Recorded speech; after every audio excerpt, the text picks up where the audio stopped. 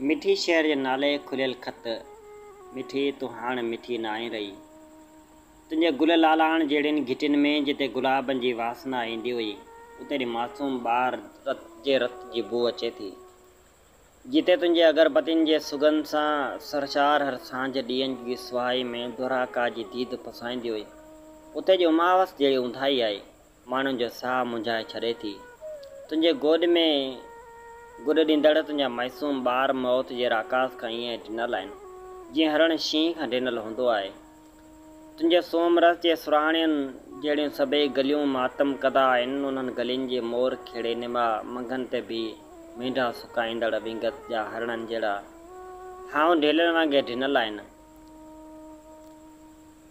तुंहिंजी नगरी जे न्याणियुनि नगरा पुॼण छॾे ॾिना आहिनि। मंदरनि में मकली जहिड़ी माठ छायल आहे, ढगियुनि खे ढोक करे खाराईंदड़ महेश्वरियुनि पाण मानी खाइण छॾे ॾिनी आहे। मोहन भगत जी समाधि खां वठी हरदास भगत जी साई ॾहरे ताईं सॼे शहर खे साए वकोड़े छॾियो आहे।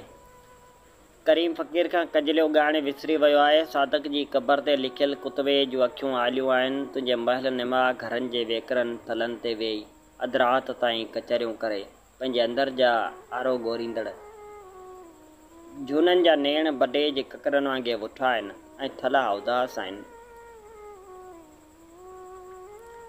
मिठी तुंहिंजे मासूम नगरी में ॿ निर्दोष गबरू सफ़ा कातलनि जी बेरहम गोलियुनि जो शिकार थी विया आहिनि, जंहिंजी एफ.आई.आर. कंहिं ते दाख़िल कजे। उन्हनि बेज़मीर हिंदू सियासतदाननि ते कजे, जेके ज़रदारी जे कामदारी कंदे रुगो गुतनि जा लाइसेंस वठण में पूरा आहिनि, जिन लाइ इंसानी जान का बि माना नथी रखे, जिन जे ज़ंग लॻल ज़हननि ते कुर्सी जो नशो एतिरो त हावी थियो आहे जो इज़त ऐं गैरत सभु दाव ते लॻाए ॾींहुं राति चमचागिरी में रुधल आहिनि। या उन्हनि अजगर एनजीओज़ ते जेके इमदाद जी आड़ में धारियुनि खां धरती भेलाए हितां जे अमन खे आख़िरी तीरी ॾियण जी किरत में ॾींहुं राति कोशिशा आहिनि। ऐं माउ जी आंचल जहिड़ा शहर असीं हाणे तोखां डिॼूं था। तुंहिंजे पाक रस्तनि ते हलंदड़ नापाक रेज़नि जे हर रूप खां डिॼूं था। असां जेके सहे जी खल जहिड़ा अबरा आहियूं, उन चहिरनि खां छिरकायल आहियूं जिन में धारियाप जी धप अचे थी। असीं उदास आहियूं। ऐं असांजा महबूब शेर असांखे पंहिंजो बि मन मोहींदड़ माज़ी मोटाए ॾे, जंहिंमें असीं तुंहिंजे वेकरनि रस्तनि ते आधी राति ताईं उसरकंदे कई सरगोशियूं कंदा हुआसीं। झाड़नि पुटनि जी अचानक ओलाकी वारे दिलि तोड़ दर्द जो काथो न माउ जी ममता खां पुछिजे, जंहिंजो अंदर जो मंदरु स्मेसारजी वियो आहे, जंहिंजी छाती छलनी थी वई आहे। सुल्तान जहिड़े न सूर जे परकोने पीताम्बर पीउ खां ई हूंदी, जंहिंजे अंदर जो जूनागढ़ झुरी चुको आहे, जंहिंजा जाड़ा पुट ॾींहुं दौरे जे सफ़ेद कबूतरनि जहिड़े अमन पसंद शहर में शहीद थी विया, जिन खे अग्नि संस्कार कंदे हिंदू मुस्लिम हर खाली हुई।